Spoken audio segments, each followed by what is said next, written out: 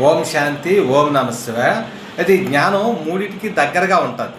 చూడండి, అయితే ఏంటంటే కామము, స్త్రీ, కొండ చలవ, ఈ మూడింటికి అనమాట.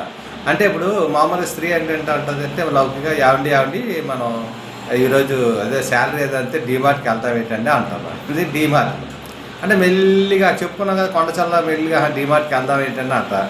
సరే అంటే డీమార్ట్కి వెళ్దాం అంటారు. ఏదైనా పర్సన్ ఎండా కానీ ఏ కార్డు పెట్టుకొని వెళ్తారు అనమాట. మెల్లిగా వెళ్ళింది. ఇప్పుడు కొండ చలవలకి వెళ్తే మెల్లిగా అలాగే వెళ్ళిన తర్వాత ఇంకా డీమార్ట్లోకి వెళ్తుంది అనమాట. వెళ్ళిన తర్వాత అక్కడ 3 ఫ్లోర్లు ఉంటాయి. 3 ఫ్లోర్లు ఇటు నుంచి మేటి అన్నీ తెప్పించేస్తుంది అనమాట. ఆడికి కావాల్సిన ఏదైతే ఉన్నాయో అన్ని వస్తువులు, అంటే ఇంట్లోకి సంబంధించిన వస్తువులు, పిల్లలకు సంబంధించిన వస్తువులు, మొత్తం ఈయన దగ్గర ఉన్నది అంతా మొత్తం లేకుండా పర్స్ ఖాళీ చేసేసి ఇంకేమైనా కార్డు ఉన్న కార్డుని కూడా గీకేస్తామాట. ఆ విధంగా ఏంటంటే అలా అంటే అన్నాం కదా, అంటే స్త్రీ అంటే కోరిక అన్నమాట. అంటే తనకు కావాల్సిన వస్తువులన్నీ కావాలి. ఇతను ఎలా తెస్తాడు, ఎలా సంపాదిస్తాడు అనవసరం. తనకు కావాల్సిన వస్తువులన్నీ మూడింటికి తిప్పించి అప్పుడు బయట పెట్టి మొత్తం అంతా ఆయన దగ్గర లాగేసుకుంటుంది అన్నమాట. ఈ విధంగా ఏంటంటే దీనికి ఏంటంటే అది ఇందులో ఏంటి వస్తుంది, కామం అంటే కోరిక వచ్చింది అన్నమాట.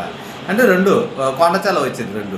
అయితే 3వది స్త్రీ. అంటే ఈ 3 ఏంటంటే ఈ సూక్ష్మంగా ఏదైతే ఉందో ఈ మధ్యన ఉంది కదా, ఇది స్త్రీని ఆధారం చేసుకొని ఈ కామని అన్నాం కదా, కొండచల, ఇది మూడింటిని ఇక్కడ ఆత్మని, పురుషుడు అంటే ఆత్మ అన్నమాట, స్త్రీ అంటే ప్రకృతి, ఈ విధంగా నడుస్తూ ఉంటుంది అనమాట. నిన్న దానికి ఇది క్లారిటీ అవుతుంది. ఓం శాంతి.